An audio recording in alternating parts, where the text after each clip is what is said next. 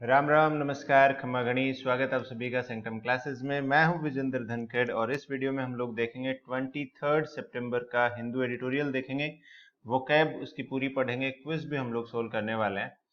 तो यहाँ पे देखो, आज दो एडिटोरियल छपे हैं। पीपल काउंट की लोगों की गिनती जो है ऑन द सेंसस। सेंसस होता है भाई जनगणना जो होती है, उसे हम लोग कहते हैं सेंसस, लोगों की जो गिनती की जाती है।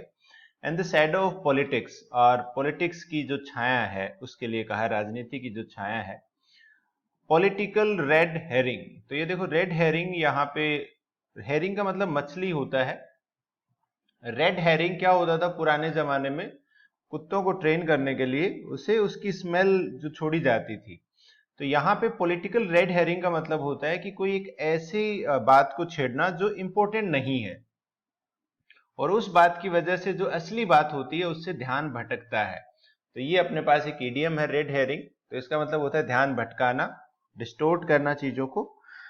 On the move to impeach Joe Biden, तो देखो ये एक कदम है कि जो बाइडेन को इम्पीच करने का प्लान बना रही है वहां की जो विपक्षी पार्टी है, रिपब्लिकन पार्टी जो है।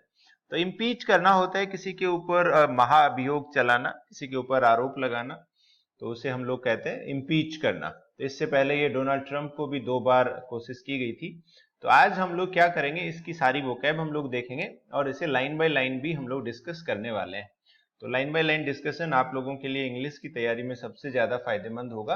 आप बैंक, एसएससी या फिर किसी भी ऐसे एग्जाम की तैयारी कर रहे हो जिसमें इंग्लिश आती है, तो ये वीडियो आपके लिए उसमें काफी यूजफुल होगा। तो चलिए भाई आगे बढ़ते हैं। उससे पहले मैं चाहूंगा कि आप लोग इस वीडियो को लाइक शेयर सब्सक्राइब जरूर कर दें, ताकि और भी अच्छे वीडियो जो आएंगे आपको टाइम पे मिल सके। यहाँ पे देखो, जो बाइडेन को इम्पीच करने के पीछे जो सबसे बड़ा रीजन ये है कि जब वो वाइस प्रेसिडेंट थे, बराक ओबामा 2 बार राष्ट्रपति रहे हैं, दोनों बार वाइस प्रेसिडेंट जो बाइडेन ही रहे हैं। तो ये उनके बेटे हंटर बाइडेन, तो उस दौरान ऐसा कहा जा रहा है कि इनको $20 मिलियन की पेमेंट मिली थी यूक्रेन की किसी कंपनी से। उसी की जांच की जा रही है और उसमें ऐसा कहा जा रहा है कि जो बाइडेन ने मदद की थी। तो चलिए, पहला शब्द अपने पास है इम्पीच करना होता है किसी को, ये महाअभियोग लगाना ही है। To accuse a public official of wrongdoing, कि किसी पब्लिक ऑफिशियल को, सरकारी अधिकारी को गलत काम करने का उसके ऊपर आरोप लगाना, उसे हम इम्पीच करना कहते हैं। तो कई बार ये आप देखोगे इम्पीच शब्द है प्रेसिडेंट या प्राइम मिनिस्टर या फिर जो चीफ जस्टिस होते हैं उनको ही हटाने के लिए किया जाता है। उनको नॉर्मली नहीं हटाया जा सकता, क्योंकि इनके खिलाफ नॉर्मल जांच नहीं होती है। तो इनको संसद में इनके खिलाफ या पार्लियामेंट में इनके खिलाफ वोटिंग करके इनको इम्पीच किया जाता है। तो इम्पीच करना होता है किसी पे आरोप लगाना, चार्ज करना, इंडाइक्ट किसी को करना, तो ये होता है अपने पास impeach.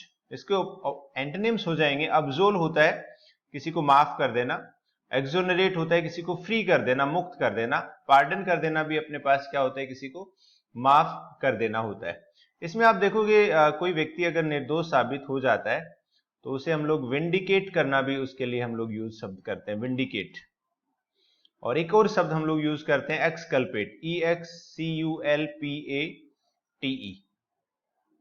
The opposition party sought to impeach, की जो विरोधी पार्टी है वो चाहती है इम्पीच करना। किसको इम्पीच करना चाहती है? प्रेसिडेंट को। क्यों करना चाहती है? On charges of corruption, corruption के चार्ज है उनके ऊपर, भ्रष्टाचार के आरोप है, और इस आधार पर वो उनको इम्पीच करना चाहती है, हटाना चाहती है। तो हम लोगों ने देखा इम्पीच होता है महाअभियोग लगाना, किसी के ऊपर आरोप लगाना। मडिंग द वोटर्स, तो देखो मड जो होता है कीचड़ होता है, और पानी में कीचड़ डालोगे तो क्या होगा वहां पे, या फिर धुंधला हो जाएगा, अस्पष्ट हो जाएगा, चीजें क्लियर नहीं दिखेंगी। तो इसका मतलब भी वही होता है, इडियम है ये। To make a situation more confusing, कि किसी सिचुएशन को और ज्यादा उलझा देना और ज्यादा कंफ्यूजन उसमें पैदा कर देना।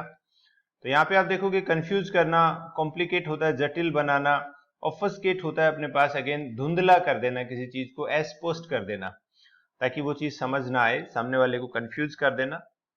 कई बार हम लोग बोलते हैं ना कि भाई अगर आप सामने वाले को समझा नहीं पा रहे हो तो उसे कंफ्यूज कर दो। हिज कॉन्ट्राडिक्टरी स्टेटमेंट्स, कि उसके जो अलग अलग स्टेटमेंट आए हैं वो कॉन्ट्राडिक्टरी हैं, कभी कुछ बोल दिया कभी कुछ बोल दिया। वर एम्ड एट, उसका उद्देश्य था मडिंग द वोटर्स, की जो सिचुएशन है उनको कंफ्यूज करने का, and diverting attention from the real issue, और जो अटेंशन है, असली मुद्दे से हटाने का उसका जो था उद्देश्य था। तो देखो असली मुद्दे से ध्यान हटाने के लिए हम लोगों ने रेड हेरिंग भी हम लोगों ने देखा, तो ये दोनों आपको याद रखने, मर्डिंग द वोटर्स और रेड हेरिंग। तीसरा हम लोग देखते हैं रिबाउंड। तो यहाँ पे देखो ऐसा बताया है कि अमेरिका की जो इकोनॉमी है वो रिबाउंड कर रही है, रिकवर कर रही है, और इस बात से ध्यान हटाना चाहते हैं वो, क्योंकि अगर ये वाली बात आई कि अमेरिका की रिकवरी इकोनॉमी अच्छा कर रही है, तो वहां पे एक पॉजिटिव मैसेज जाएगा लोगों में वहां के राष्ट्रपति की तरफ से, और यहाँ की ओपोजिशन पार्टी चाहती है कि वो मैसेज ना जाए, इसीलिए उन्होंने रेड हेरिंग या मर्डिंग द वोटर्स किया है। तो रीबाउंड हम लोग कहते हैं बाउंस बैक करना या फिर रिकवर करना। इसके लिए देखो अपने पास जैसे रिवाइव, रिसर्ज, रिजुवनेट, ये शब्द भी हम लोग यूज करते हैं, या रिवैम्प शब्द भी हम लोग इसके लिए यूज करते हैं, या फिर नॉर्मल रीस्टोर कह दो। तो ये देखो फिर से अच्छा होने के लिए रिबाउंड अपने पास होता है। डिक्लाइन और अपने पास हो गया डिटेरियोरेट और फॉल, ये इसके एंटोनिम हो गए। डिक्लाइन का मतलब होता है कि घटना किसी चीज का, डिटेरियोरेट होता है कि हालात जो है वो और खराब हो जाना, बदतर होना, और फॉल होता है गिरना। तो ये अपने पास हो जाएगा। After a period of economic recession, economic recession जो आर्थिक मंदी जो होती है, मंदी को हम लोग रिसेशन बोलते हैं। The stock market begin to rebound, कि बिगिन स्टॉक मार्केट जो है फिर से रिकवर करने लग गया। ऑफरिंग होप टू इन्वेस्टर्स, और इससे इन्वेस्टर्स को जो है वो उम्मीद नजर आ रही है। तो हमने देखा रिबाउंड का मतलब हो गया रिकवर करना किसी चीज से, बाउंस बैक करना, और इसके सिनोनिम रिवाइव, रिसर्च और रिजुवनेट हमने देखे, रिवैम्प और रिस्टोर भी होते हैं। डर्थ जो शब्द होता है इसका मतलब होता है किसी चीज की कमी अगर हो जाए, शॉर्टेज अगर हो जाए, तो उसके लिए हम लोग डर्थ शब्द का प्रयोग करते हैं। और खास करके जरूरी सामान की जब शॉर्टेज हो जाती है तो उसके लिए हम लोग इस शब्द का प्रयोग करते हैं। जैसे हमने देखोगे यहाँ पे शॉर्टेज हो गया नॉर्मल वर्ड, डेफिशिएंसी कमी होती है, इसकी स्पेलिंग बहुत आती है डेफिशिएंसी की, तो ये स्पेलिंग थोड़ा सा इस पे फोकस करना एग्जाम में। स्पेलिंग देखो दो तरीके से याद होती है, या तो वो आप बार बार उसे देखते हो तो आपको ध्यान रहता है कि ये वाली सही लग रही है, या फिर से आप लिखते जाओ, जो भी टफ स्पेलिंग होती है उनको दो दो तीन तीन बार लिखोगे, या जब भी उनको देखते हो लिखोगे तो उससे याद हो जाती है। स्कैरसिटी होता है अगेन कमी होती है, और पॉसिटी भी अपने पास कमी होता है। इसके अलावा अगर हम लोग देखो दो एडजेक्टिव की बात कर रहा हूं मैं यहाँ पे, ये सारे के सारे नाउन है। स्कैंट जो होता है, स्कैंटी जो होता है, ये भी अपने पास क्या होता है, कमी के लिए हम लोग इस शब्द का यूज करते हैं। और स्पार्स जो होता है वो भी छितरा हुआ, फैला हुआ, कम कम के संदर्भ में ही इसका प्रयोग किया जाता है। ऑपोजिट हो जाएंगे इसके, अबंडेंस हो जाएगा, सरप्लस हो जाएगा, सरफिट हो जाएगा, ग्लट और एक्सेसिव, तो ये इसके ऑपोजिट हो जाएगा, एंटोनिम्स हो जाएंगे। There was a dearth of fresh produce, की नया जो प्रोडक्ट था उसकी कमी थी। इन द विंटर मंथ्स, की सर्दियों के महीने में। ड्यू टू, क्योंकि एडवर्स वेदर कंडीशंस, बुरी वेदर कंडीशंस की वजह से जो नया सामान था, नया प्रोड्यूस था, जैसे नई सब्जियां, नए फल, उनकी कमी थी। तो डर्थ का मतलब अपने पास क्या हो गया, कमी। एक्रू होता है इकट्ठा होना, तो एक्रू आप देखोगे जैसे खास करके इंटरेस्ट वाली जो चीजें होती हैं, जैसे ब्याज होता है, वो इकट्ठा होता जाता है, पैसा इकट्ठा होता जाता है, तो एक्रू होना है अपने पास होता है इकट्ठा होना। और खास करके समय के साथ साथ जो इकट्ठा होता है उसे हम लोग कहते हैं, जैसे आपने 50,000 रुपए से किसी से उधार लिए और आपने वो किसी एक पर्टिकुलर इंटरेस्ट रेट पे लिए, तो अगर आप उसे लौटाओगे नहीं तो वो एक्रू होते जाते हैं, बढ़ते जाते हैं। तो इसे हम एक्यूमुलेट शब्द भी इसके लिए यूज करते हैं, अमास करना या गेदर करना, ये अपने सिनोनिम्स हो जाएंगे। एंटोनिम में अगेन डिक्रीज होना, कम होना, डिप्लीट होता है खाली हो जाना। स्क्वेंडर हम लोग कहते हैं कि किसी चीज को वेस्ट कर देना, पैसे या टाइम, किसी भी चीज को आप वेस्ट कर देते हो, उड़ा देते हो, उसे स्क्वेंडर करना हम लोग कहते हैं, तो ये एंटोनिम में हो सकता है। Saving accounts often accrue interest, कि सेविंग अकाउंट में इंटरेस्ट जो है वो जुड़ता जाता है। Increasing the account balance over time, और समय के साथ साथ अकाउंट का जो बैलेंस है वो बढ़ता जाता है। तो एक्रू हमने देखा, एक्यूमुलेट करना, गेदर करना समय के साथ साथ। टेन्यूअस जो होता है भाई, ये अपने पास होता है नाजुक जो हो उसके लिए यूज करते हैं इसे, थिन और वीक। यहाँ पे एविडेंस के लिए बात की गई है कि एविडेंस जो है हंटर बाइडन और जो बाइडन के खिलाफ, वो टेन्यूअस है, वो वीक है, उसे साबित नहीं कर पाएंगे कोर्ट में कि भाई हाँ इन लोगों ने ये गलत काम किया था। तो आगे पढ़ेंगे भी इसको, डिटेल में पढ़ेंगे भी हम लोग।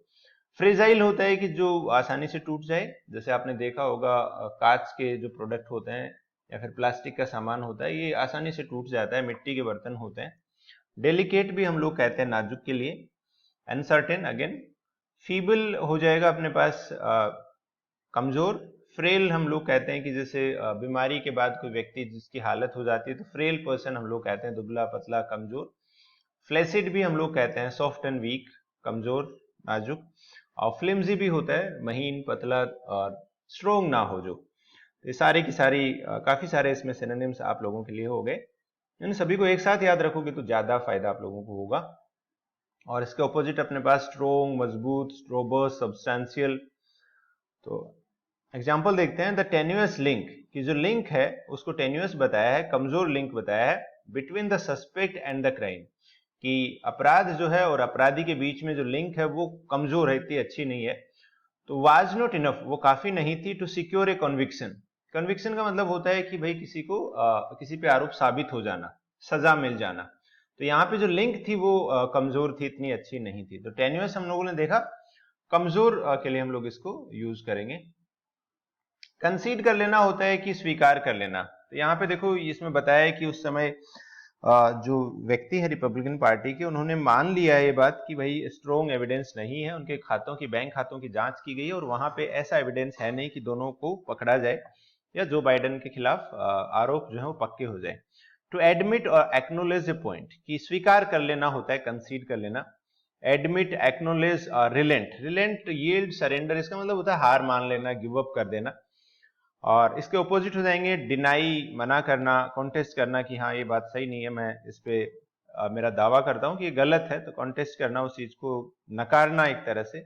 रिफ्यूट हम लोग कहते हैं खंडन करना, मना करना। और एक और शब्द होता है रिबट भी होता है, तो इसका मतलब भी होता है मना करना, रिबटल। कई बार आप देखोगे किसी पे आरोप लगते हैं और वो रिबटल उसमें लिखता है कि ये जो भी बातें हैं गलत है।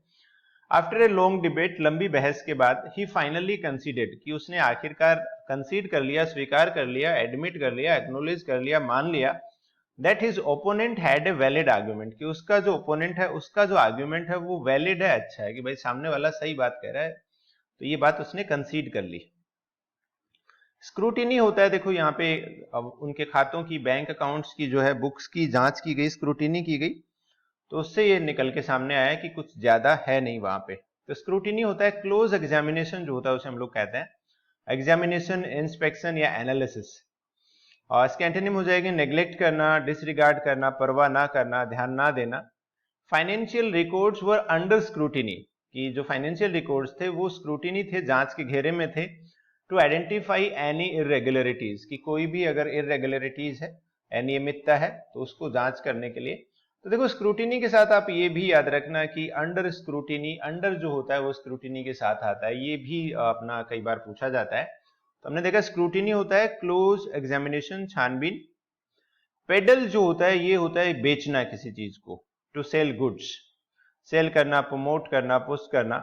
और इसका एंटोनिम हो जाएगा खरीदना, बाई करना, परचेज, एक्वायर। आप देखोगे एक शब्द आपने ये सुना है, जैसे पेडल खास करके उस तरह का सेल करना है जैसे घर घर जाके जो बेचते हैं, या फिर एक जगह से दूसरी जगह जा जाके जो बेचते हैं, उसको हम लोग पेडल कहते हैं। और एक पेडलर भी होता है। पेडलर दोनों तरीके से यूज किया जाता है, नॉर्मल जो व्यक्ति सामान बेचता है उसे भी कहते हैं, और अगर ड्रग पेडलर लगा दिया तो वो ड्रग बेचने वाला। तो ड्रग बेचने वाले होते हैं वो भी, ऐसा है कि उन्होंने दुकान तो खोल नहीं सकते हैं कि भाई आ जाओ यहाँ से ले जाओ, तो उन लोगों को छुप छुपा के जहां उनके कस्टमर होते हैं वहां तक पहुंचते हैं। हालांकि दुकानें भी होते हैं, ऐसा नहीं है, दुकानें भी चलती है। मैं एक बार देखा था पीडीएफ की, उसमें सब रेलवे स्टेशन की लिस्ट दी गई थी कि कहाँ कहाँ मिलता है। Street vendors peddle their wares, wares का मतलब यहाँ पे सामान है। बिजी मार्केट प्लेसेस में स्ट्रीट वेंडर जो है अपना सामान बेचते हैं। तो पैडल करना क्या हो गया, बेचना हो गया। स्मोकिंग गन जो होता है ये सबूत, इसका मीनिंग होता है डायरेक्ट एंड इनडिस्प्यूटेबल एविडेंस। तो जो सबूत होता है, प्रमाण होता है, उसको हम लोग कहते हैं स्मोकिंग गन। इनक्रिमिनेटिंग एविडेंस, की ऐसा प्रमाण कि जिससे सामने वाले को अपराधी घोषित किया जा सके, प्रूफ हो गया या क्लियर एविडेंस हो गया, तो ये होता है स्मोकिंग गन। एक इडियम है। एम्बिग्यूटी इसका एंटोनिम हो जाएगा। एम्बिग्यूटी होता है जो स्पष्ट ना हो, अनिश्चितता जिसमें हो, डाउट जिसमें हो।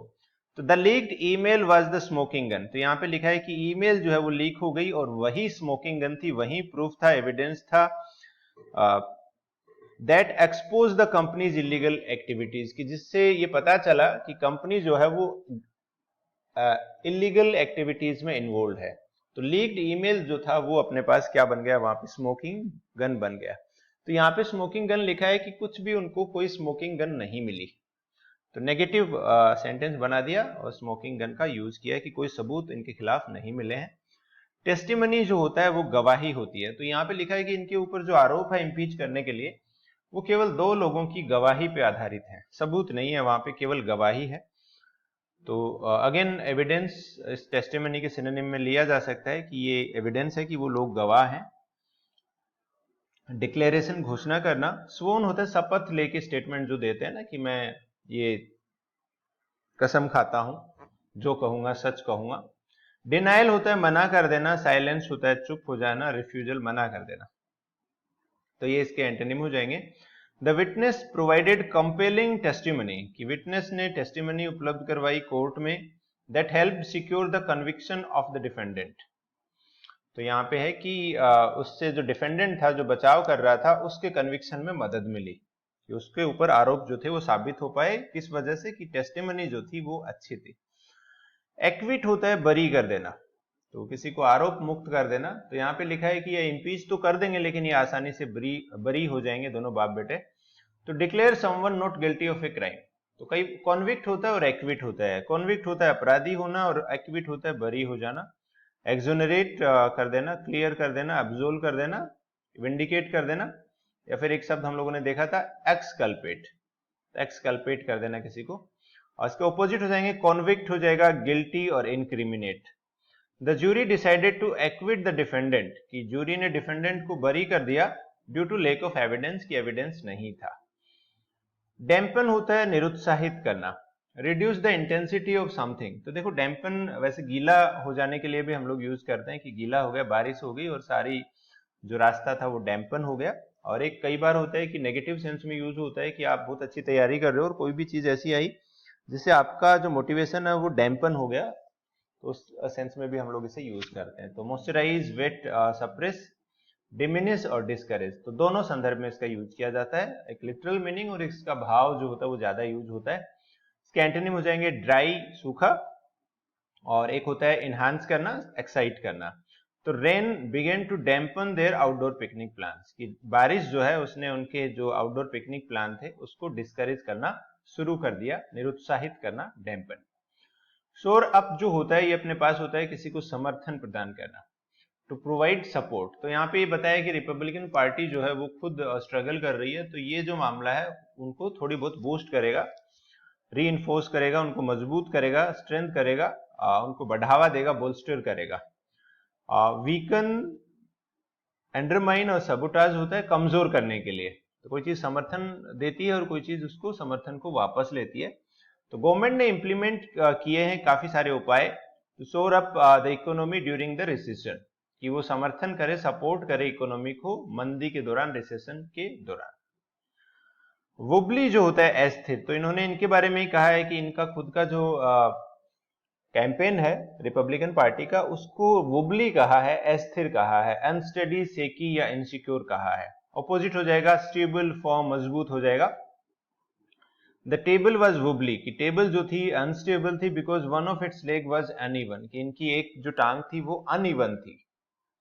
ब्लो बैक हम लोग कहते हैं कि दुष्परिणाम, तो यहाँ पे यही बताया आखिर में कि इन्होंने इम्पीच करने का फैसला किया है, ये इनको ब्लो बैक मिलेगा। ब्लो का मतलब झटका लगना और वो वापस लगना उसको। तो होता है कि वो सोच रहे हैं कि फायदा होगा, तो यहाँ पे एडिटर कह रहा है कि उनको नुकसान होगा।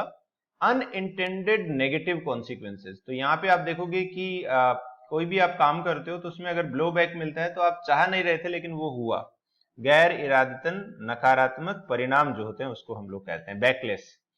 देखो कई बार क्या होता है, सरकार, गवर्नमेंट कई बार कोई स्कीम लेके आती है अच्छे के लिए, जनता के लिए, लेकिन जनता उसका विरोध करती है, तो वो क्या हो गया, ब्लो बैक हो गया या बैकलेस हो गया, विरोध का सामना करना पड़ा। तो इसमें रिपरकशन भी हम लोग कहते हैं, विरोध जो हो जाए, दुष्परिणाम, गलत परिणाम, कॉन्सिक्वेंसेस तो होता ही है। और एक और शब्द देख लो अपने पास, रेमिफिकेशंस होते हैं। तो रेमिफिकेशन एक शब्द हो गया जिसका मतलब भी सेम होता है कि दुष्परिणाम किसी चीज के अगर दिखाई दे।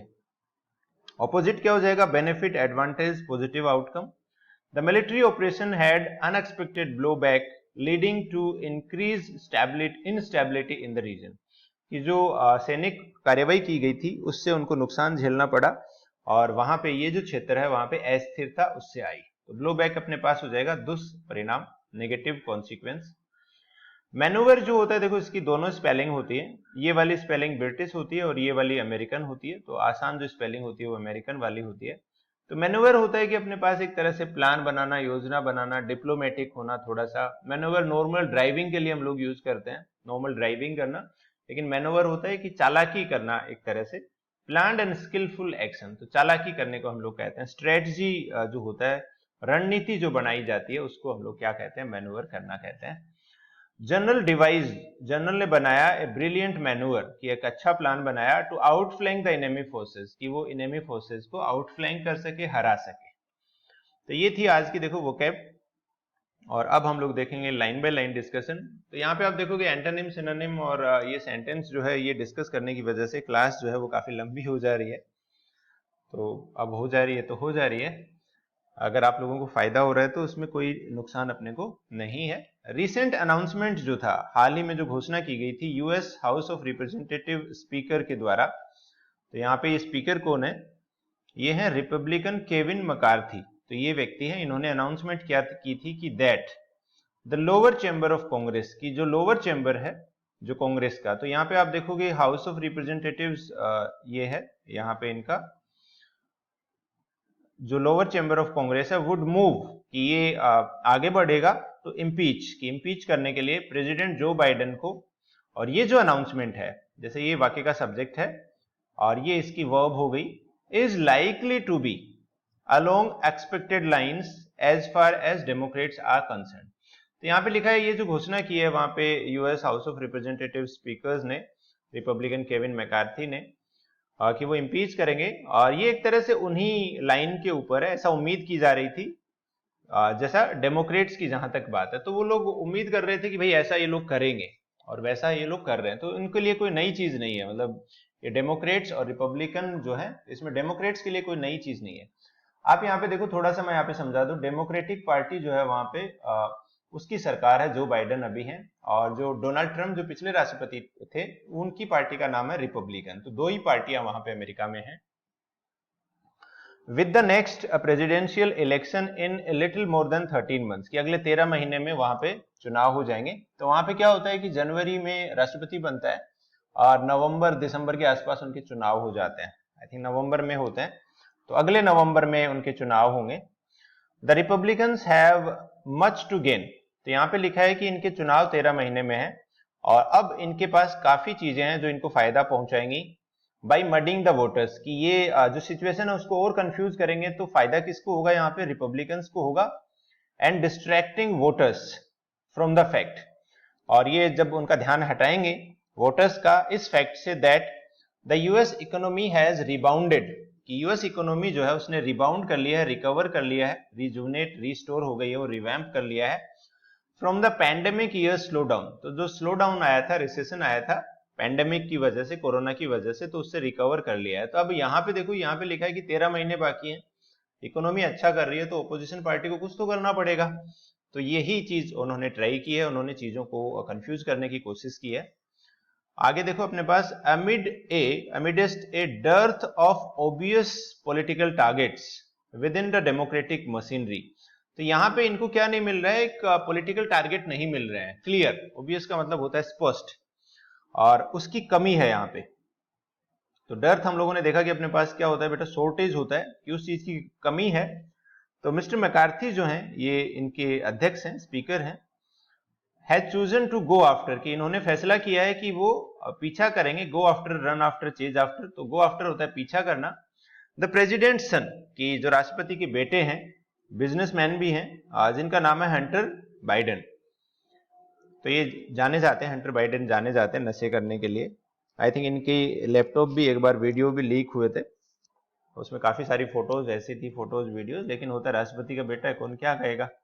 तो training his guns on his business dealings, तो ये ट्रेन किया है इन्होंने अपनी गन्स को तो एक तरह से इन्होंने निशाने पर लिया है राष्ट्रपति के बेटे को कि उनकी जो बिजनेस डीलिंग्स हैं, कि वो जो बिजनेस कर रहे हैं, वो जो डीलिंग कर रहे हैं, दैट एलिजिडली, कि उसमें एक आरोप है उनके ऊपर, रिजल्टेड इन बेनिफिट्स, कि उनको फायदा हुआ, accruing to the senior mister Biden, कि उन्होंने डीलिंग की थी लेकिन फायदा उसमें किसको हुआ था, मिस्टर बाइडेन को, सीनियर को, जो अभी राष्ट्रपति हैं। एक्रू का मतलब होता है इकट्ठा होना, तो बेनिफिट्स जो है वो इकट्ठा हुए उनके लिए। कब, ड्यूरिंग हिज टर्म, कि उनका जो कार्यकाल था as vice president in the Obama administration, कि ओबामा के जब राष्ट्रपति थे उनकी सरकार में वो वाइस प्रेसिडेंट थे, तो उनको फायदा हुआ था उनकी बिजनेस डीलिंग। तो इन्होंने नया जो शिकार ढूंढा वो किसको ढूंढा है, हंटर बाइडेन, और इसका नाम भी शिकारी है, हंटर अगर हम लोग कहें शिकारी है। The house majority case against the Biden clan, तो ये बाइडेन क्लैन है, क्लैन का मतलब होता है अपने पास एक तरह से कि वो जाति के लिए हम लोग उसके लिए यूज करते हैं, जो कबीला होता है, तो ये जो कबीला है या फिर ये जो क्लैन है, ये जो परिवार है, तो इसे परिवार भी कह सकते हैं, अपीयर्स टू बी टेन्यूअस, तो ये काफी कमजोर नजर आ रहा है। कमजोर, टेन्यूअस का मतलब हमने देखा था weak, feeble, frail, flaccid, flimsy, ये शब्द हम लोगों ने देखे थे, फ्रेजाइल।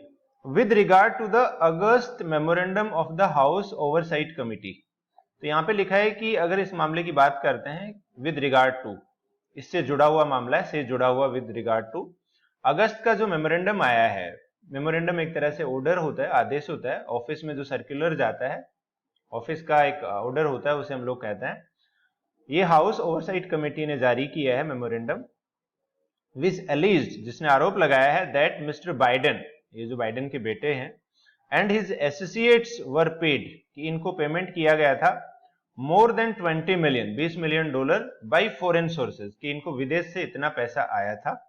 तो ये उनके ऊपर आरोप लगा है, उस मेमोरेंडम में ये उन्होंने पब्लिश किया है। The chair of the very same committee, कि ये जो अध्यक्ष हैं उसी कमेटी के, अभी ये जो ओवरसाइट कमेटी के जो अध्यक्ष हैं, रिपब्लिकन जेम्स कोमर, ये उनका नाम है, इन्होंने माना है, स्वीकार किया है, कंसीड किया है, रिसेंटली दैट स्क्रूटिनी, स्क्रूटिनी का मतलब हो जाएगा जांच, एग्जामिनेशन, छानबीन, of bank records did not yield evidence, तो इन्होंने कहा है कि बैंक रिकॉर्ड्स अगर देखा जाए तो उससे कोई भी प्रमाण नहीं मिला है, कोई भी एविडेंस नहीं मिला है, तो इन्होंने आरोप लगा दिया और इनके पास एविडेंस भी नहीं है। इसी वजह से क्या नजर आ रहा है कि इनका जो मामला है वो टेन्यूअस है, वीक है, कमजोर है।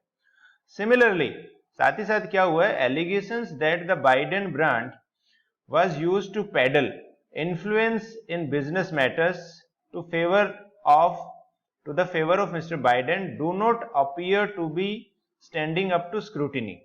तो यहाँ पे लिखा है कि ऐसा जो आरोप लगा है कि बाइडेन ब्रांड जो है इसका इस्तेमाल किया गया था बेचने के लिए, प्रभाव जमाने के लिए, जो बिजनेस के मामले उनमें, जिससे कि इनको फेवर मिल सके, ये जो एलिगेशन है, ये इसका सब्जेक्ट हो गया। ये जो एलिगेशन है, डू नॉट अपीयर, कि ये प्रतीत नहीं होते हैं, स्टैंडिंग अप टू स्क्रूटिनी, कि इनकी जांच की जाए, अगर जांच की जाती है तो ये वहां पे टिकते नहीं है, ये आरोप टिकेंगे नहीं। स्टैंडिंग अप टू का मतलब होता है किसी के सामने टिकना, तो ये आरोप नहीं टिकेंगे।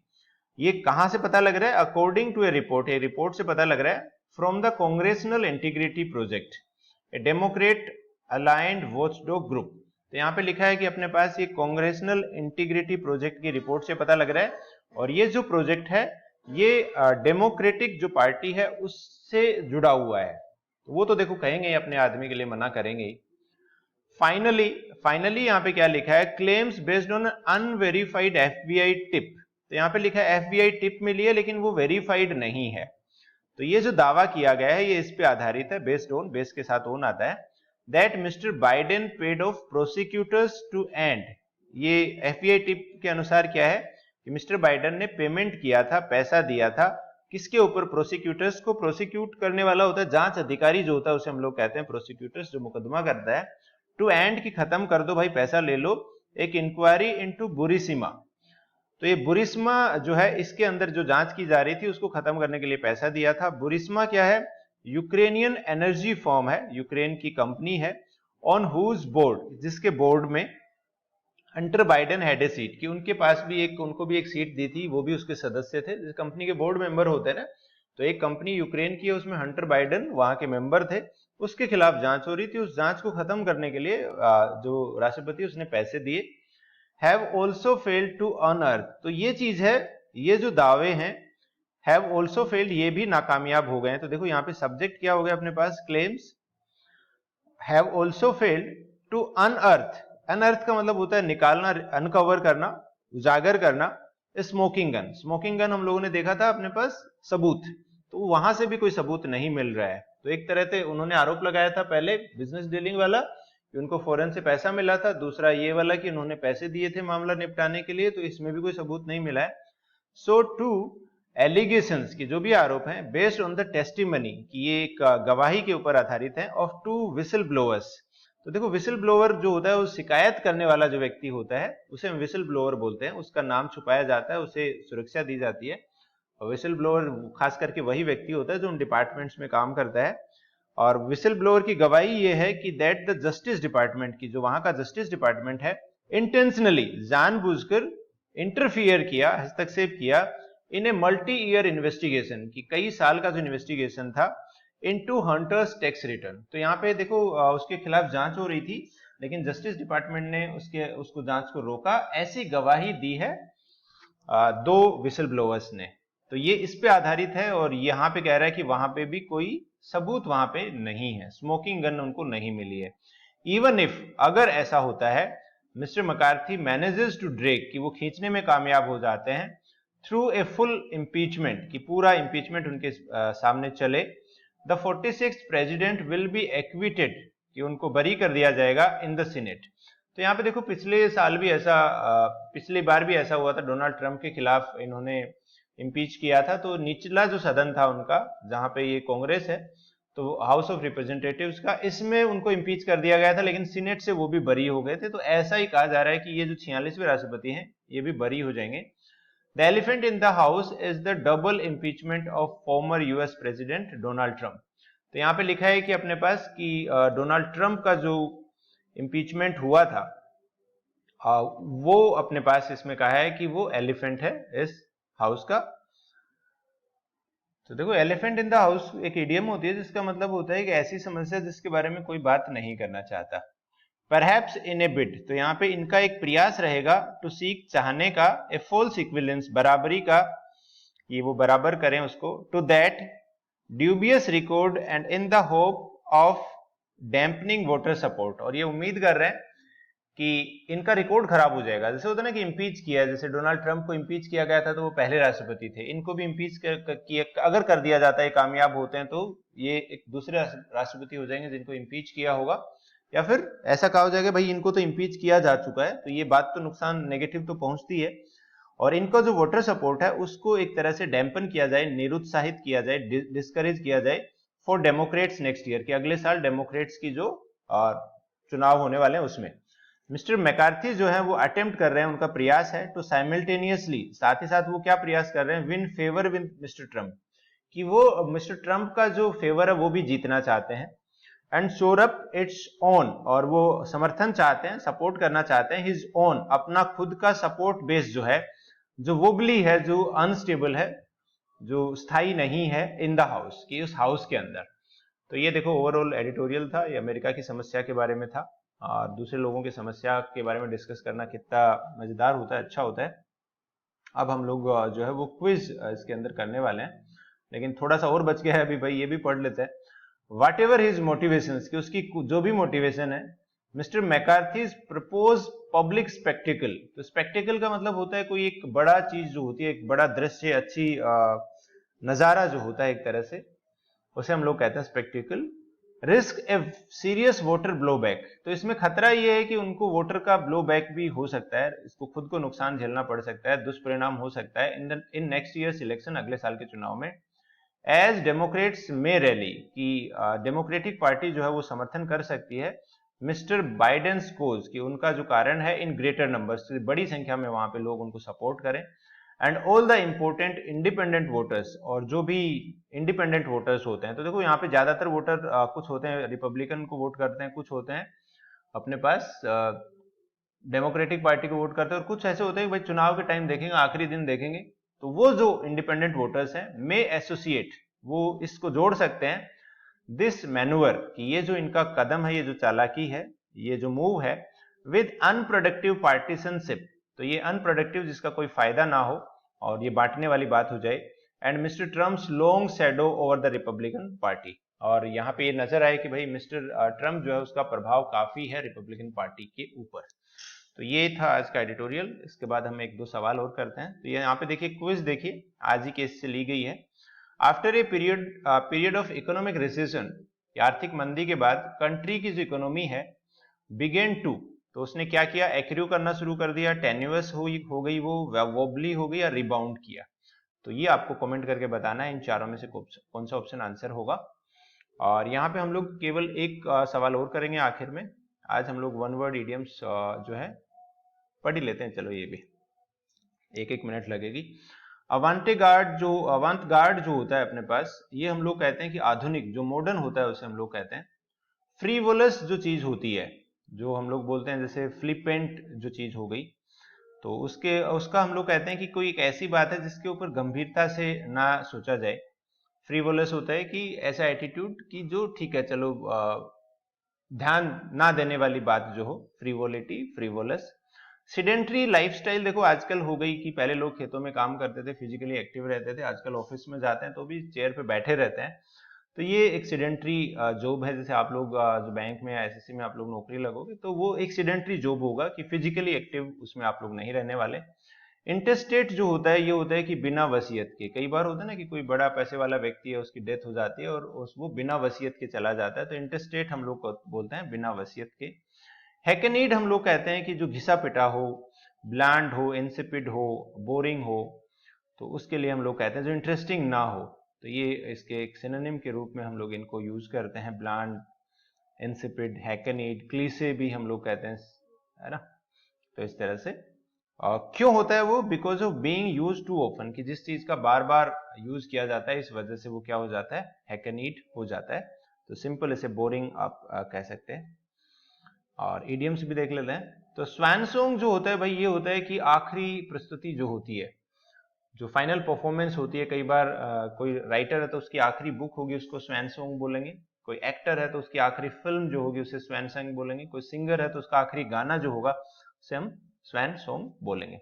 बोसम फ्रेंड जो होता है वो होता है गहरे दोस्त। मिल्क एंड वाटर, तो ये देखो आपकी प्रीवियस ईयर में पूछी गई इडियम्स हैं। असरहीन जो होता है उसे हम लोग मिल्क एंड वाटर कहते हैं। अनइम्प्रेसिव हो या फिर वीक आइडियाज, ये वाला ऑप्शन में दिया गया था कि वीक आइडियाज दिया था, तो अनइम्प्रेसिव जो हो उसे हम लोग कहते हैं मिल्क एंड वाटर। तो आखिर में एक सवाल हम लोग करते हैं। साइंटिस्ट आर नाउ बिजी, कि आज बिजी हैं, to see how they can apply this to humans. तो बहुत अच्छा सवाल है, देखिए गाइस, ये इसको आंसर करना ये ग्रामेटिकल कॉन्सेप्ट है। और इसमें सही आंसर क्या होगा कि busy to try, busy trying, busy to trying, busy in try. तो आपको ये कमेंट करके बताना है। और आपको ये जो इसका आंसर है वो मिल जाएगा आपको पीडीएफ में। हम एक डेली प्रैक्टिस पीडीएफ उपलब्ध करवाते हैं एसएससी बैंक के लिए या फिर इंग्लिश के लिए खास करके, और ये आपको सेंटम क्लासेस के टेलीग्राम चैनल पे आपको मिल जाती है। और उसके अलावा अगर देखा जाए तो अपने पास कि इस नंबर पे भी आप मैसेज करके मंगवा सकते हो, 9928954223 नंबर पे आप मैसेज करके मंगवा सकते हैं। और इसी नाम से, सेंटम क्लासेस नाम से हमारी मोबाइल ऐप भी है, तो वहाँ पे आपको ग्रामर के बहुत अच्छे कोर्सेज मिल जाएंगे। ये जो क्लास है इसको हम लोग यहीं पे खत्म कर रहे हैं। That's all, thanks for joining, have a nice day.